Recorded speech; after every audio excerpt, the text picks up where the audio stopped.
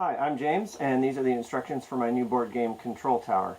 In this game, you are in a control tower at an airport, and you are controlling planes that are departing and landing from a little airport. And you are competing with other players to score the most points as all the planes kind of converge on this airport that gets more and more crowded as the game goes on.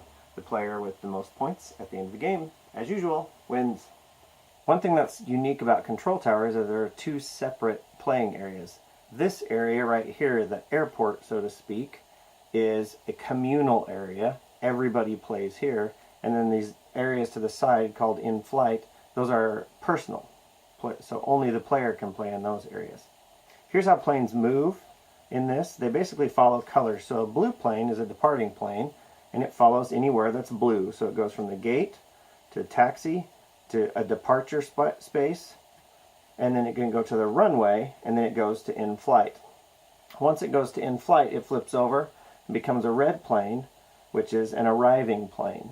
Red planes move this way.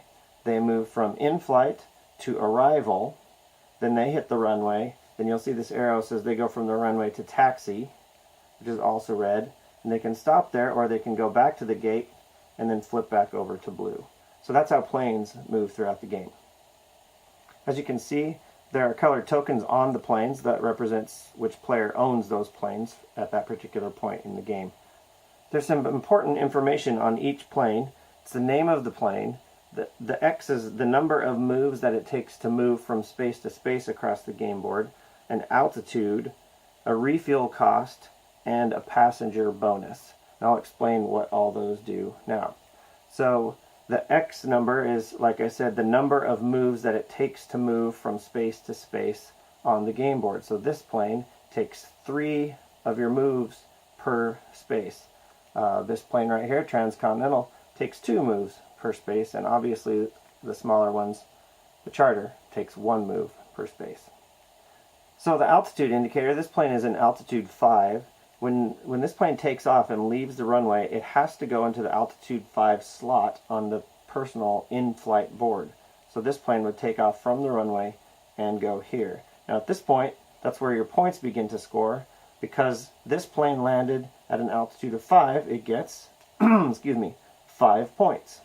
Alright, that's one way you score points. The other way you score points is by landing. So let's say blue player lands this plane right here. It goes from arrival over to runway, then to the taxi, and at this point he gets not only the altitude points, but there's a bonus for, I guess, safely landing your plane of 5 passenger points at this point. So the player would get 9 points. We'll add those here to the score total. So the player would get 9 points at that point in the game. Then if the player wishes, the player can move here, go back to the gate, and it's time to refuel. Now if the blue player wants to keep this plane, he has to pay the refuel cost, which is 5 points. So he can do that, or he can choose to not keep the plane, not pay the refuel cost, but now this plane is open and anybody on their turn can claim the plane by paying the refuel cost. There are 2 dice that are used in Control Tower to determine a couple of things. One is a number of moves. This die has between 7 and 12 total moves. And then this die has, it's either an event or a no event die. Events are these cards right here, and they have a lot of different things on them. The majority of things are planes added to the game. And so this card, you add a plane at the gate. And there's a process similar to refueling of who can claim the planes, how many times we draw and add new planes to the gate. This is a new plane in departure. And this one is a new plane in flight, where every player gets to add a new plane in flight on that particular turn. Our turns are all communal, so whatever happens on the die and on the event card happens the same for every player every round.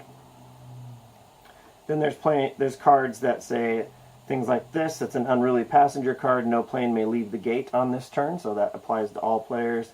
No plane may use the runway on this turn. Refueling costs are doubled on this turn. So these event cards come into play depending on what the die says. We use this move tracker to keep track of how many moves are available, just because when you're moving. Some planes cost 3 and some planes cost 2. This just helps your brain not hurt. It helps keep track of the math. I hope you can see that as more and more planes are added into the game as the game goes on, this little runway gets more and more crowded. So how you move becomes very strategically important to the game. In fact, there's an element where the players have to work together, because if all of the gate is full of blue planes, which can only move to your right, and the taxiway is full of red planes, which can only move to your left, then we have a problem because no planes can move anymore. If that ever happens, it's called a passenger revolt, and the game is over at that point.